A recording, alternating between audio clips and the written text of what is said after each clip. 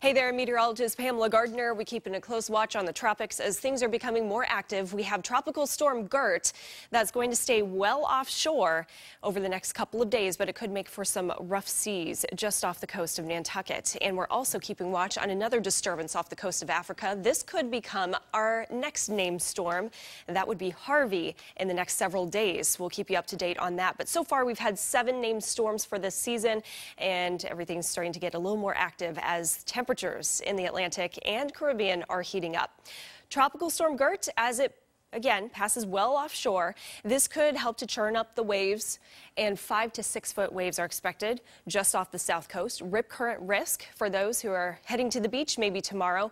Be aware, this is across south-facing beaches, and it could get a little rough for the time being, but then the second half of the week things start to slow down as that system moves completely away from the U.S. So hour-by-hour timing, we're keeping it dry for this afternoon. We'll have filtered sunshine and no rain chances overnight, but then Tuesday morning, as Gert passes well to the south and east of Nantucket, there is a slight risk for a couple showers. Otherwise, it's going to be mostly dry again. Partly cloudy skies in the afternoon, and Tuesday evening, a chance for some scattered showers and thunderstorms, staying mainly north and west of Boston.